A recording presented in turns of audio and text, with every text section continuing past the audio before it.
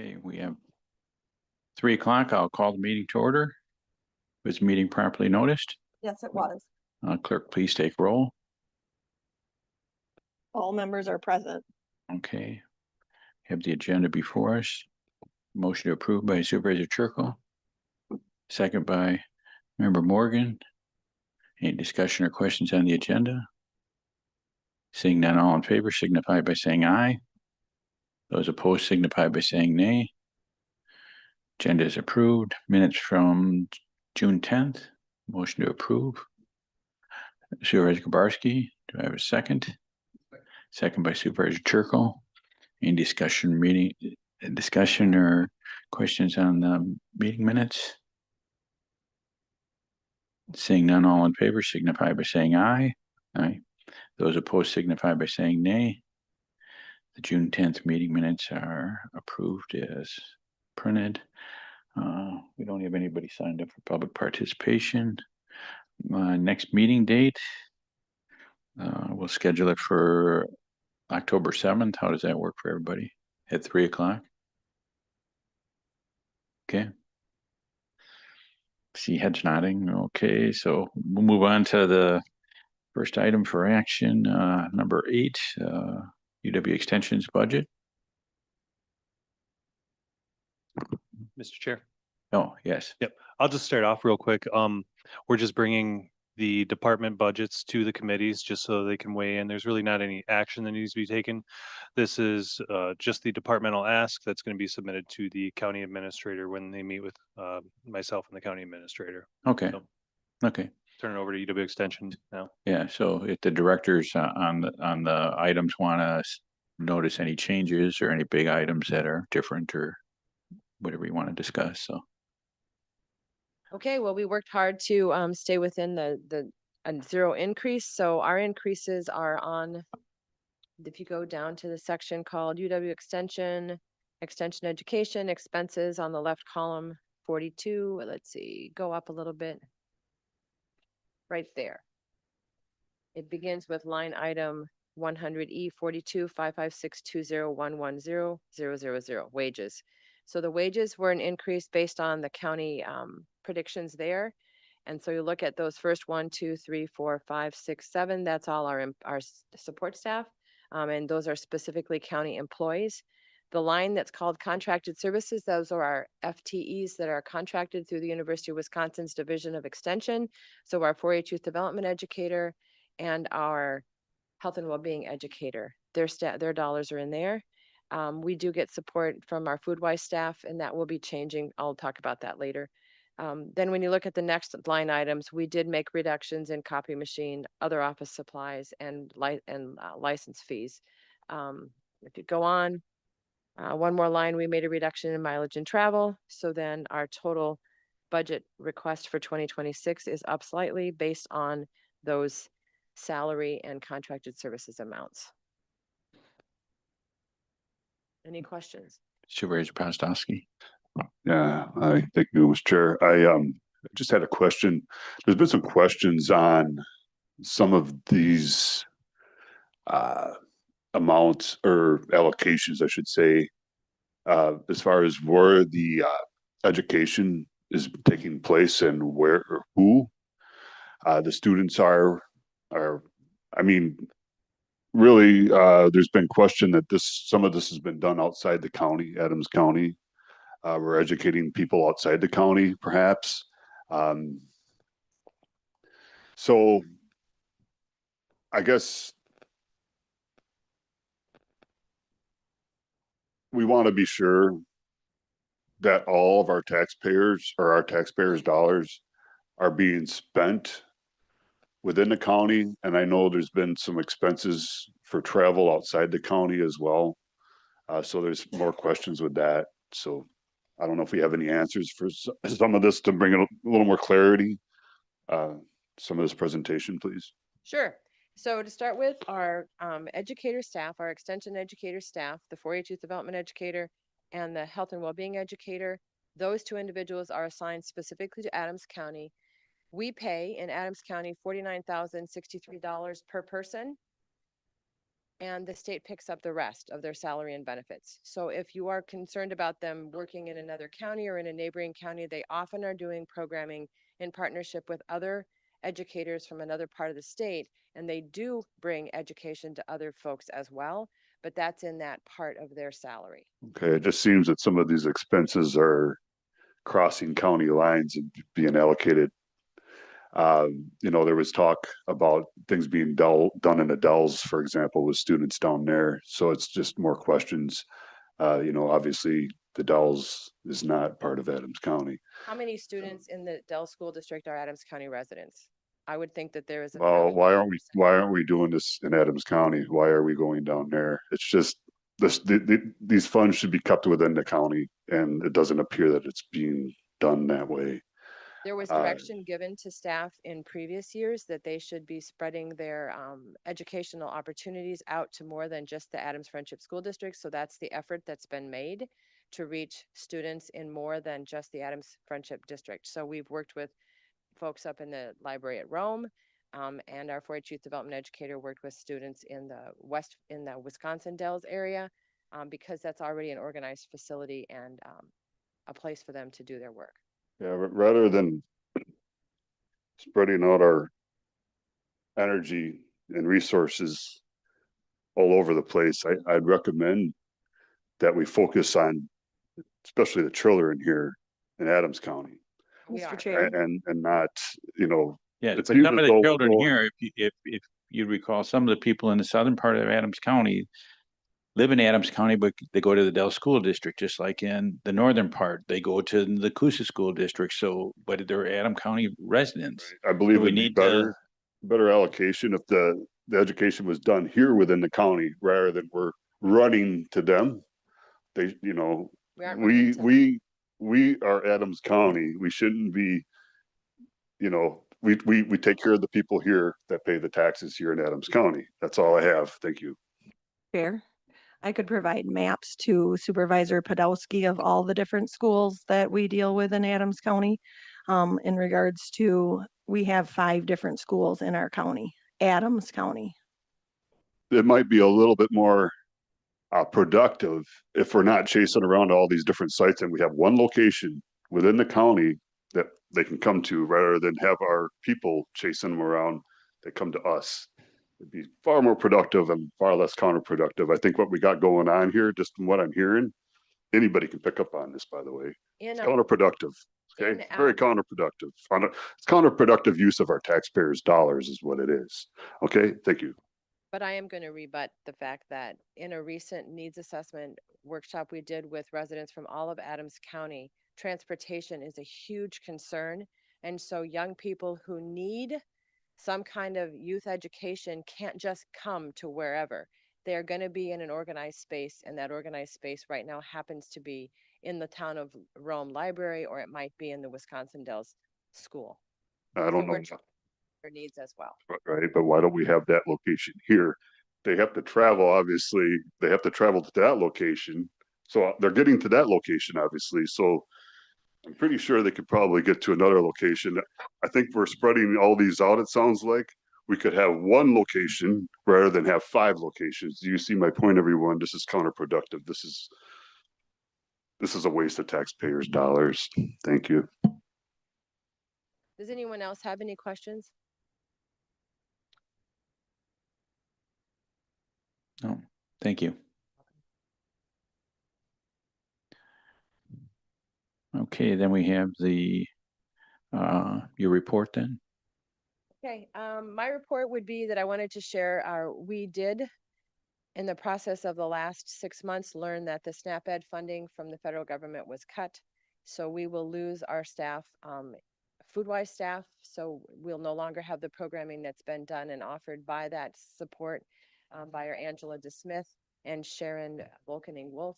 Their programming was done in schools, in Friendship Connections, at the Y, in partnership in different spaces across the county. So we will no longer have them effective by the end of this year.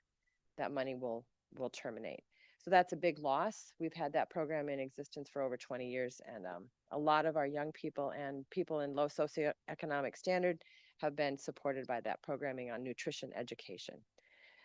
Also, Division of Extension will be facing a 5% reduction. That won't have a specific ramification for our county programming, but it is something we will be facing as a division. And that's all I have for the Area Extension Director report. Okay. Are there any questions on the project status, or there's nothing on there? The educators report? The I'll repeat financial them. report? If you have any questions, our staff have been busy this summer. Evan, of course, works with youth throughout the whole summer, but in August was busy with a number of things. And right now I turned it over the wrong way. Worked a lot with the county fair to support volunteers and youth who take part in that event and activity. He's already working on recruiting youth for the 4-H program for the coming year. Has a really great group of volunteers who support that process. And Sheila has been working with the community around some health and well-being issues. Specifically, they recently did the Drug-Free Adams County, worked on a program, the viewing of the movie Addicts Wake. That was well done and received well, and is working on a youth summit for the future. Again, also looking at an opportunity to bring a program called Flex Funds into the county through the task force that she is partnering with. And then you'll see the work that our health and well-being staff will continue to do through the month of November. Our last person will be laid off. And then Yesenia, our community health worker, has been working with migrant workers, migrant farm workers, and coalitions here in the county to support them. And Adam Hartfield, our ag educator, who we only have 25% of, he has been doing programming across the area that he serves. And he recently did a program down by Easton on beef conditioning, condition scores, and had over 25 people attend that, including some youth. Any questions? Supervisor Postowski? I think if we took out everything out of this presentation that wasn't land and water related, it would pretty much take this presentation completely away. But it's not land and water, it's UW Extension, Supervisor But it Postowski. just doesn't, this is land and water committee. No, stuff, this is the so UW Extension and land and water. Enough. Presentation No. doesn't belong in this Supervisor committee. I've Postowski. said this many times, so. So, thank you for your reports. Okay. Next, we'll move on to land and water budget.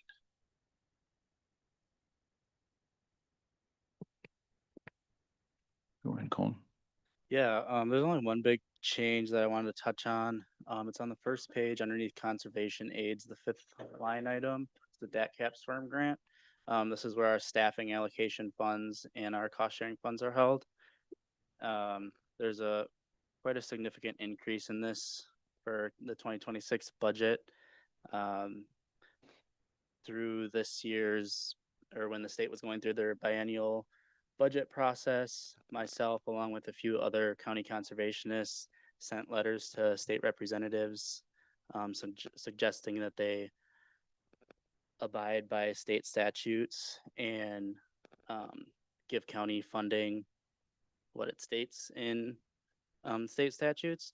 We were looking for a $20.2 million increase statewide. We were given approximately 11.2 million, so we got about half of what we were looking for.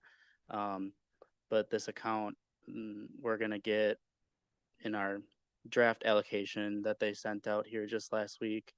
We're getting just about $58,000 more in staff funding and about 4,000 more in our cost share programs. And then our resource conservationist, Tyler, he worked hard on a grant and we were fully awarded that grant for 2026. It's a NMFE grant, which is a nutrient management farmer education grant. And that's going to help us provide information to farmers and help them write up their nutrient management plans. And that's around a $17,000 grant that we were awarded for 2026. Okay, questions? Supervisor Postowski? Thank you, Mr. Chair. Question would be for Colton. We have the aquatic invasive species grant. Can you please clarify a little more of this grant and what the intended allocation is, please? Yep. Are you looking at the first line item? Yeah, there's a Conservation? couple of them in there I see. So, I mean, if you want to just kind of please explain all of them. Yep, you so would. that first one, that's gonna be an overcarry from this year's Phragmites Surface Water Grant Project. Early detection and response grant that we were awarded through Wisconsin DNR. That's the amount that we have left in the grant, and we actually just got an update on that, and that's 99% controlled, and we can do native planting this winter. And then that second line item, that's for one of our producer-led watershed groups. In 2026, we will not be a fiscal agent for neither one of the two producer-led watershed groups. All right, We do not have to budget for them. all right, thank you for that. When we're looking for invasive species, I guess, what are we looking for? And what do we do about it with these funds? I mean, if you could just please explain that a little more for us, please, Colton. That first line item is directed towards the Phragmites in a certain location up in the town of Leola. Okay. I mean, can you be a little more specific as far as the location, or as far as what this is? The location of the Phragmites. Yeah, I mean, is it what lake it's on or where it's at? It's on one of our non-metallic mining sites. Oh, okay. Okay. What are we using to treat this, if you will? Or what do we do about it?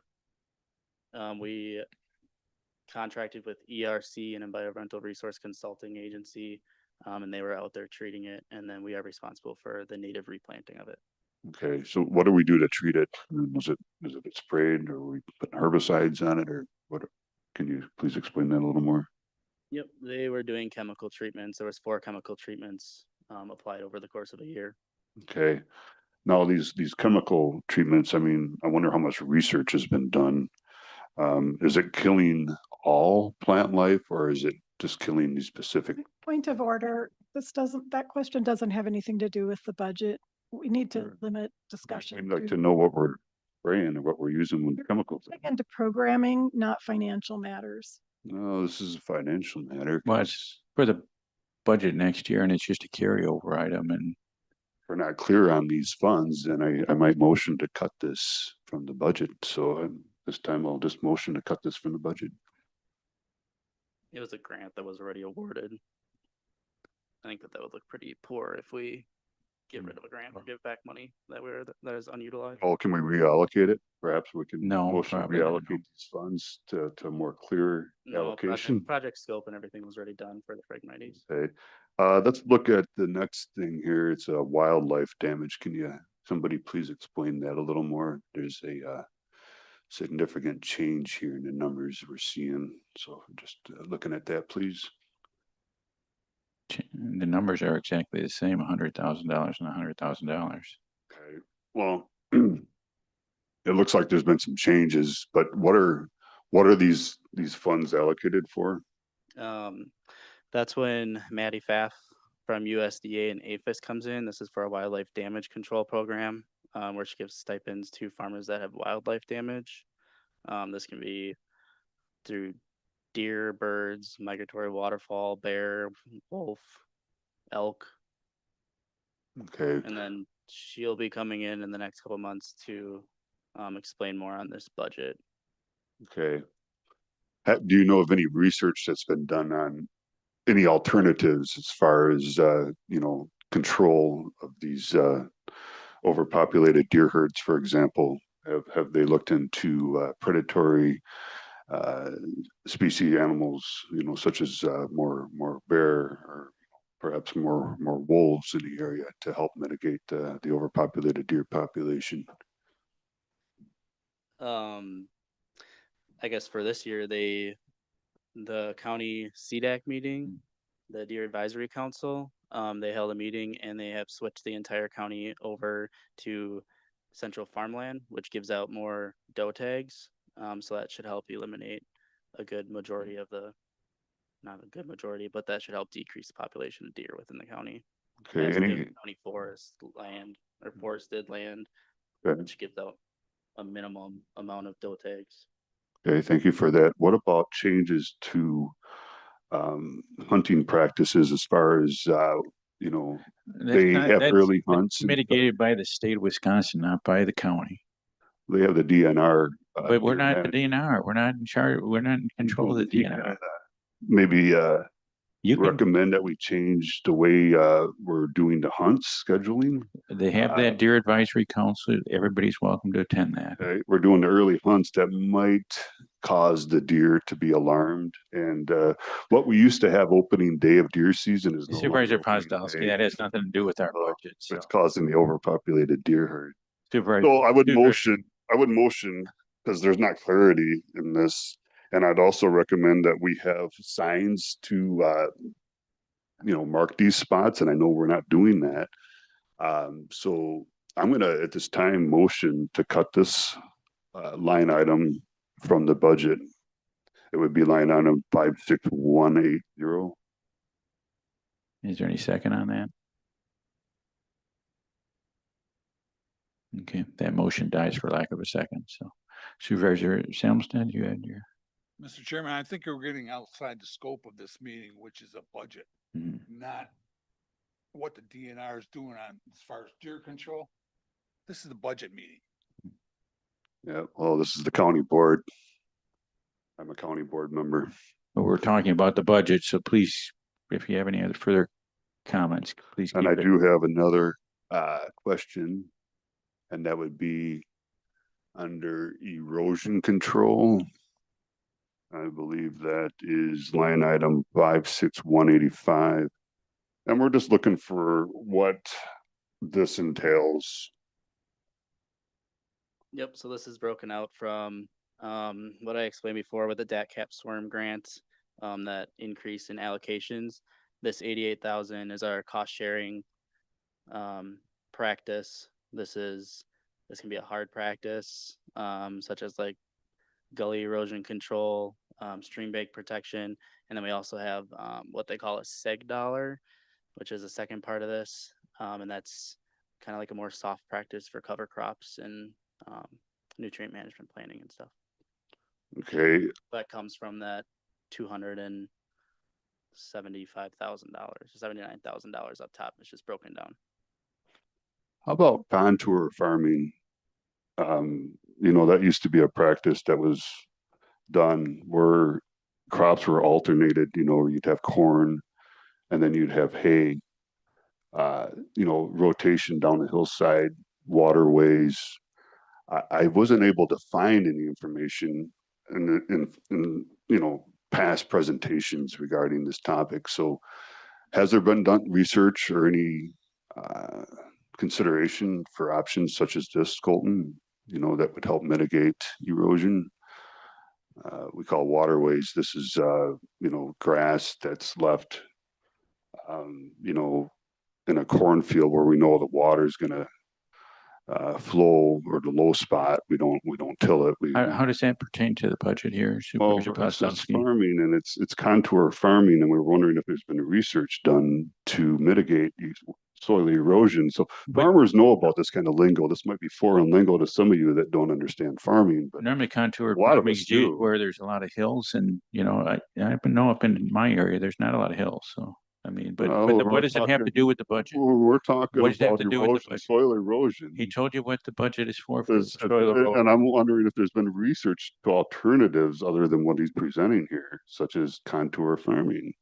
Now, there are hills here in Adams County that I know of that, What's your question about the budget? I'm wondering if there's been research or consideration done for alternatives to what they're considering here for the erosion control. And I don't see this in the, he didn't Point of mention anything order. about it. Again, So it's we're a wondering. programming question, not a budget question. The budget is about, do you want money to go to erosion control, yes or no? You can debate how that money should be spent. Right, that's what later. I'm doing. No, but that's my point. This is not the appropriate time to debate that.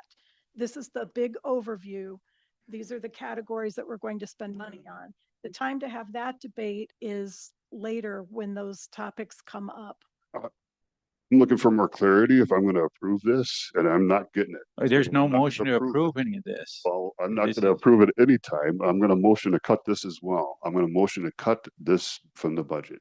There's no action on items really on this item, so really there should be no motions or there's no approval of this. It's just, So this is not gonna come before us on the board. This is it gonna will be- at the board meeting. All right, well, we'll talk about it then. Any other questions? Okay. Thanks, Colton, for your work on that, so. We'll move on to your reports. Anything in the project status report you want to highlight? Or anybody have any questions on that?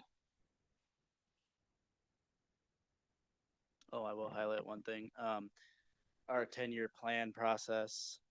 I'm working with Fred from the Planning Commission up in Wausau, and we are, I think, on page 140 of our draft plan.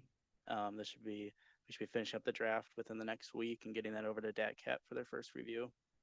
Okay, We'll be coming back to committee and board this fall before December, when we have to go and present it to the state board. okay.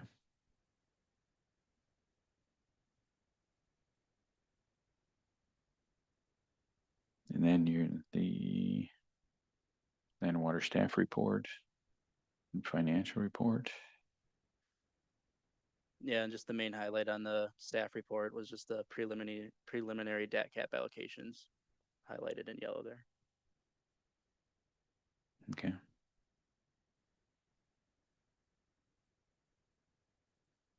Any questions from any of the committee members?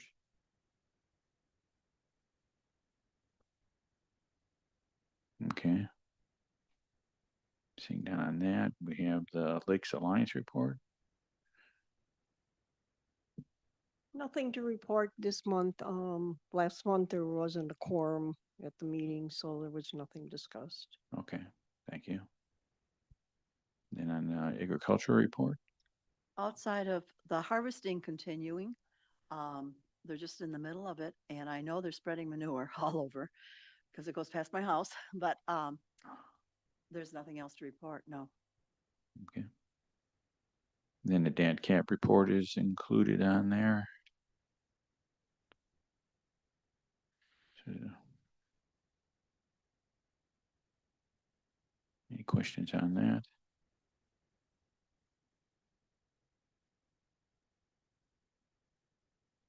Okay. Seeing none, we have nothing else. We'll adjourn the meeting, and our next meeting is October 7th then, right, at 3 o'clock? So, okay, thank you all.